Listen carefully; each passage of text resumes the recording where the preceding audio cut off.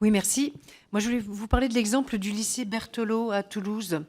C'est un lycée urbain qui obtient un équilibre en termes de mixité sociale dès l'entrée en seconde grâce à ses options de langue vivante, puisqu'il propose chinois, arabe, non, pardon, japonais, portugais et arabe. Et précédemment, grâce à ses options donc italien et théâtre. Or, avec la réforme, l'italien et le théâtre ne sont plus des options dérogatoires pour l'accès à la seconde, et cela fragilise le lycée, même si celui-ci offre en première générale une palette d'enseignements de spécialités éclectiques. Mais il convient de rester très vigilant en termes de flux d'élèves et de mixité, parce qu'en fait, avec la réforme, l'option théâtre en seconde peut être proposée pour tout lycée, par tout lycée, et c'est devenu une initiative établissement. Il n'y a donc plus de régulation mixité, je dirais, à l'échelle d'un bassin d'éducation ni d'un département. Et puis alors ma deuxième petite question, ce serait de savoir Rapidement. comment réussir à constituer un groupe classe, sachant que les enseignements du second tronc commun rassemblent Merci. l'ensemble des élèves d'une classe représentant une quinzaine d'heures par semaine sur environ 38 heures. Et c'est le problème Merci, posé de Madame Merck. l'appartenance à un groupe et les questions de socialisation des Merci. lycéens. On sait que c'est important pour le décrochage scolaire, les conduites addictives et la radicalité. Merci beaucoup.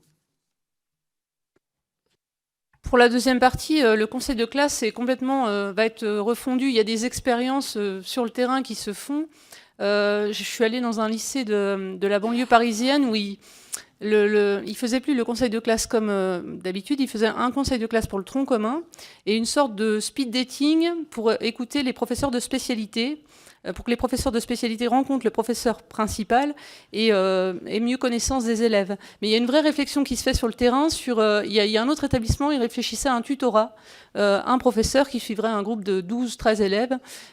C'est vrai que le groupe classe est complètement éclaté. Ce que vivent plutôt bien les élèves, c'est vrai qu'il y a quelques élèves inquiets, mais la plupart des élèves sont plutôt contents de rencontrer plus de monde. Ça casse aussi. Il ne faut pas oublier qu'on vient d'un système qui était très hiérarchisé, quoi. Il y avait la filière S, ES, L, les autres filières. On a cassé un peu ça. C'est plutôt quelque chose de très positif. Et pour la première partie... Oui, peut-être un mot là-dessus. Aujourd'hui, en fait, on a des conseils de classe trimestriels. Donc, dans certains établissements, on a dit, pourquoi pas organiser un semestre. Mais d'un autre côté, les chefs d'établissement ont conscience qu'au bout du premier trimestre, certains élèves, on a besoin de revoir leur situation. Et donc, pour l'instant, on n'a pas trouvé la solution idéale. Mais il est évident que les choses vont évoluer. Et concernant, disons, l'attractivité là d'un lycée où on fragilise un petit peu la mixité et l'équilibre qui avait été trouvé, ça aussi, je pense que c'est quelque chose qui devrait se réguler.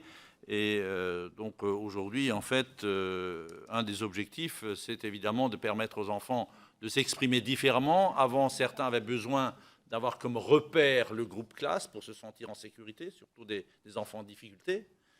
Aujourd'hui, le fait de leur ouvrir le choix de ces spécialités les conforte différemment. Donc, en fait, je crois qu'on perd un petit peu d'un côté, mais on gagne de l'autre. Merci.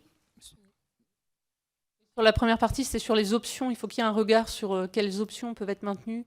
Parce que c'est vrai que c'est une question dans les établissements. Est-ce qu'on aura toujours les moyens pour maintenir les options proposées d'ores et déjà Donc il faut un regard là-dessus. Merci.